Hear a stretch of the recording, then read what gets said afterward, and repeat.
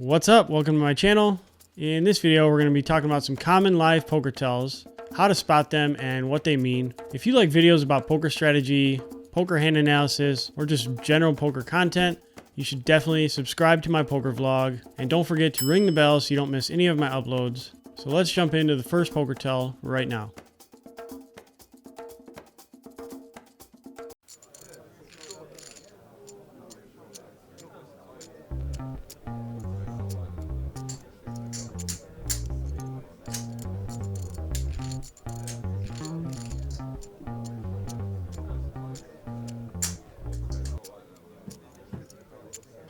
Let's just refer to this tell as the pump fake tell. And what your opponent's going to do is they're going to act like they're considering placing a bet. They might even slide their chips forward, but then they're going to check. And this is basically an angle. They want to make this whole charade up or whatever. You know, it's bad acting. They just want you to check behind. And there's a variety of reasons why they could want you to check behind. If you're on the flop or the turn and they have a draw and they don't want you to bet and price them out, they'll do this. They could also have a hand with showdown value on the river and they don't want to face a tough decision, so they'll do this, so you'll hopefully check behind. But I think it's fair to say that no opponent with a really big hand, you know, a monster hand, is ever going to do this. And rec players do this a lot. Just because they do this, though, does not necessarily mean they're going to fold. It just means they're trying to stop you from betting. Take that into consideration if you're going to try to bluff somebody after they make this tell.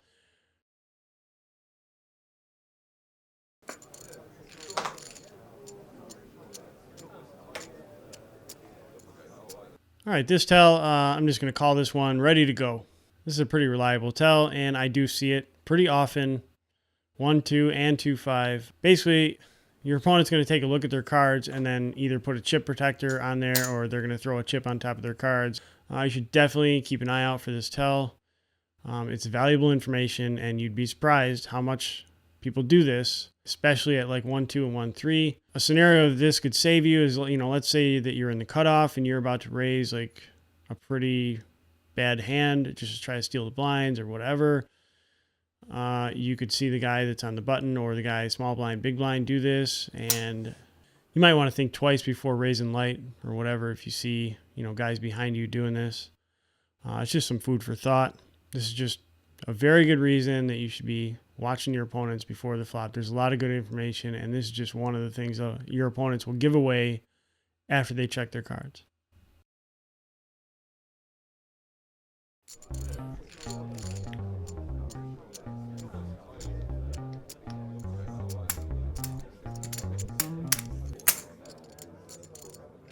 Let's just refer to this tell as a sad poker player. So like your opponent's going to, you know, act like they hate a turn card, they hate a river card, whatever. They're going to like look disappointed. Mike Carroll calls this poker clack, and his variation of it is where poker players used to be sit at the table and they'd be like. So that's Mike Carroll's version, and he wrote about it and made a video about it. I don't really see people do that too often, but I do see people try to act like they're disappointed with a turn or a river or whatever, and then they still bet. Strange enough, I'll see people call them, and if you see this, like somebody trying to act like they're disappointed but they're still betting or raising, don't fall for this. Like, just look out. Like, this is just bad acting, and don't let people fool you with this crap.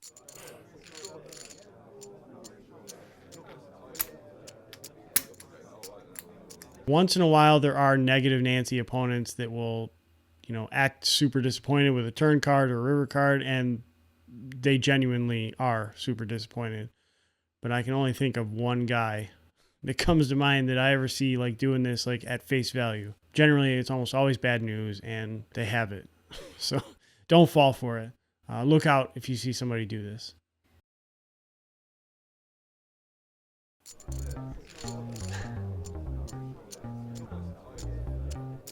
Oh, is it on me? All right, so we'll just call this tell, is it on me? Question mark. So what your opponent's going to be doing is sitting there like staring at the television, watching the game, or people watching, or just generally acting like they're not paying attention to the game. And the dealer most of the time is going to have to prompt them that it's their turn. And then that's when they... Oh, is it on me? Oh, okay. I'm sorry.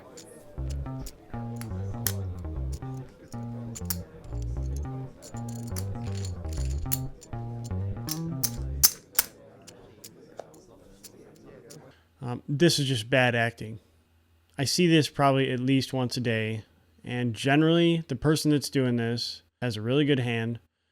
And they don't want to scare you off. So they're trying to act casual and act cool as a cucumber or whatever. I would definitely proceed with caution if someone's doing this.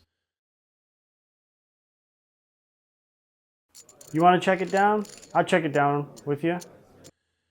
Okay, this isn't really that much of a tell. It's just basically kind of an angle. And I just threw this on there because it's a situation that comes up kind of often. It makes me uncomfortable. So a lot of people will do this, or they'll ask you if you want to check it down with them. I'll check it down with you if you want.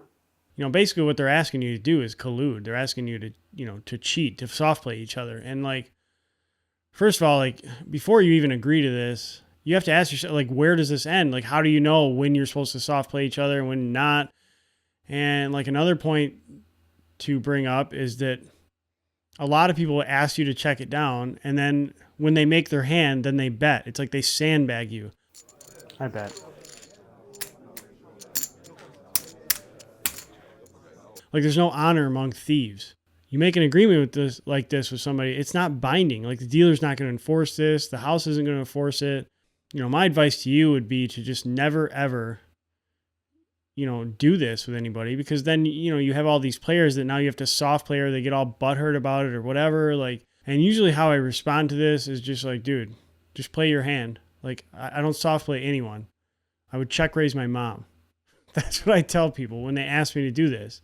I've seen arguments over this at poker tables, and there's a guy in Detroit that asks people to check it down, and then he'll sandbag you when he gets there. I'd love to hear your comments about this, and if you agree or disagree to do this or whatever. Is this something that happens to you often? Because I don't like when people ask me to do this. So I'd love to hear your thoughts about any of these poker tells. I'd like to hear some of your experiences, or if you have some tells to add to the list, you should definitely put them in the comments below. I have lots of other content on YouTube. I have 1-2 vlogs, 1-3 vlogs, 2-5 vlogs, 5-10 vlogs. I also have a video series on how to beat 1-2 and 1-3 no limit hold'em. It's basically square one, a crash course for people to just button it up and try to plug all their leaks and get on the road to profitability. So definitely check out that playlist. In case you are unaware, I do offer one-on-one coaching for 1-2 and 1-3 players that are trying to become profitable and are having a hard time. You can take a look in the video description below for more information, or you can head over to the website, detroitpoker.net. So let me know what you thought of this video. Give me a thumbs up or a thumbs down. Hopefully it's a thumbs up. I'll see you in the next video. Take it easy.